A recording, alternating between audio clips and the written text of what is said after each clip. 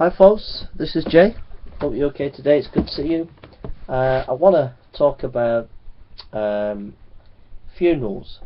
Funerals is a big part of pastoral ministry, being a pastor, and I just want to talk about how to conduct a funeral, and I hope this is a help to you really.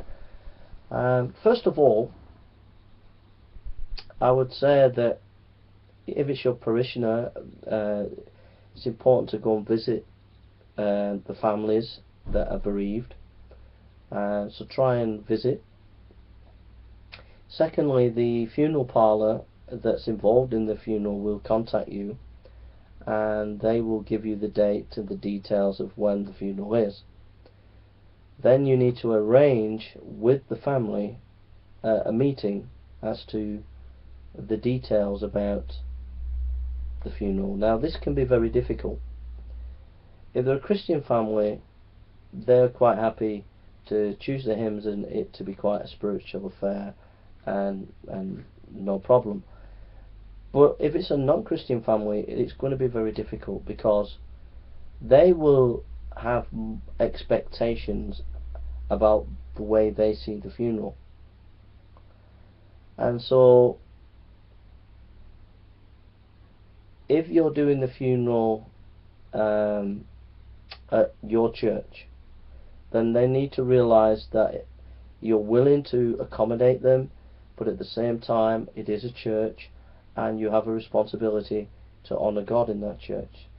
For example, if they want rock music in their funeral, and they don't want hymns, then you're going to have to put your foot down and at least say, well, there's got to be some kind of spiritual input.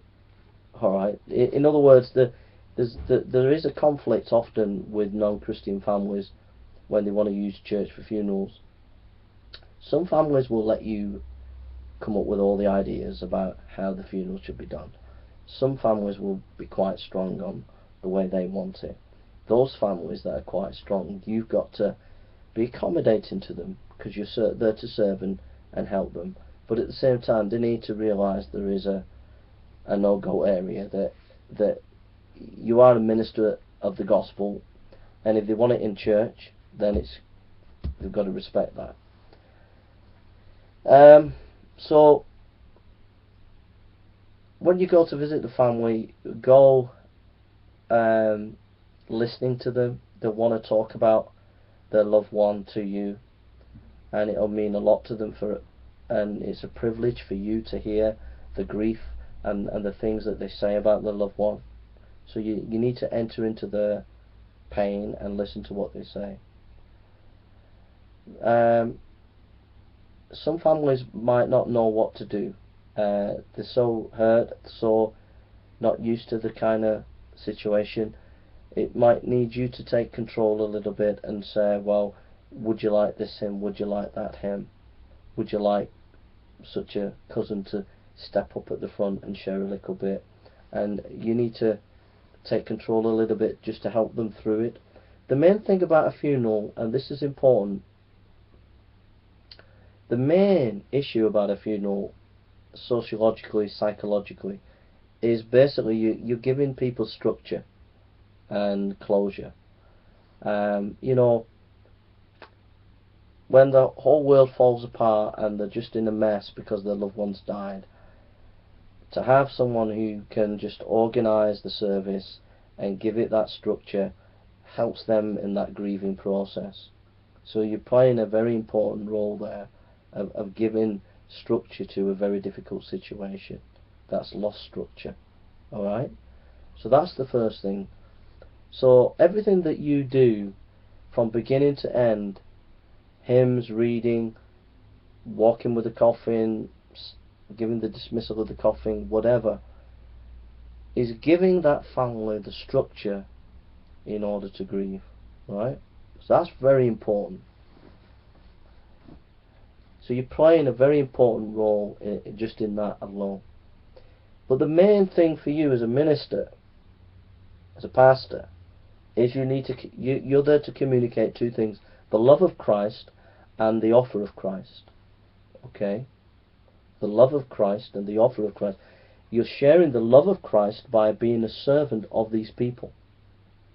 And that's what you are. You're serving them, whether they're Christian or non-Christian. You're serving them, and you're helping them. And whether they're Christian or non-Christian, they'll value that. They will value it so much that you're willing to be there for them and help them. So, make sure that when you visit the family, that you discern where they're at. Do they need a bit of help in organising the funeral? Or are they clear about what they want? Is it reasonable what they want? Can it be done? Is it doable? Alright?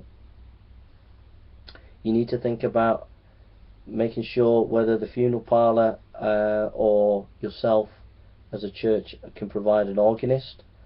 You need to think about, if you're going to sing hymns, are the people that can sing the hymns? If it's a non-Christian family and you've got a few hymns, will they know the hymns?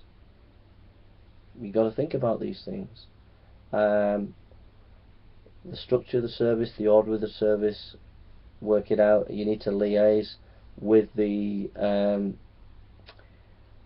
funeral parlour. They might have a package where they will print the information. You need to liaise with them and give them the details so that they can print a leaflet for the day with a picture of the spouse on.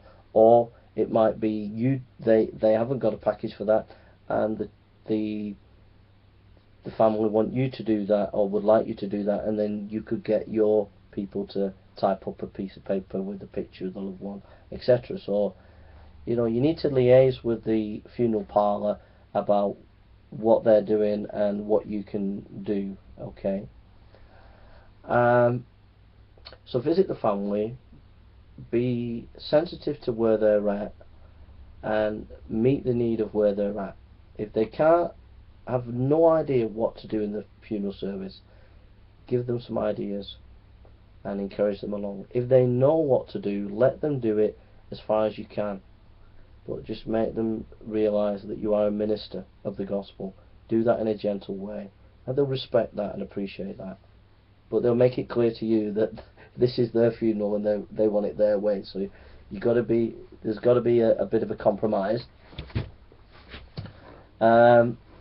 That's important because as we're getting more and more secular in the UK and America and other countries, there's going to be more of people wanting to do the funerals the way they want, and you've got to realise that you're there to serve, but you're also a minister of the gospel. And if you let secularization into the funeral process in a church, then there's not going to be any spiritual meaning there, and so the whole thing is, from a church's point of view, you might not as well be involved. So you need to push a little bit to maintain the spiritual input and the Christian input in that service. And if they have asked you as a minister, then they need to respect that you are a minister of the gospel. Right, that's important. It's important to realise that, because I think it's a trend that it will get worse and worse, the secularisation of funerals. Okay. When you've done your visit, and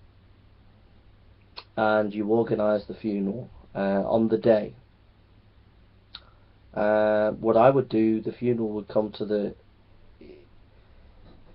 it would either come to the parlour. I've got to go. It would either come to the parlour, it would either come to the church, or it would come to the to the building, wherever it is. I would meet the coffin and I would pray, and then I would lead into the church or building. Got to go. I'll pick up on this. This is part one. I'll pick up on how to do a funeral. So I would lead the coffin in.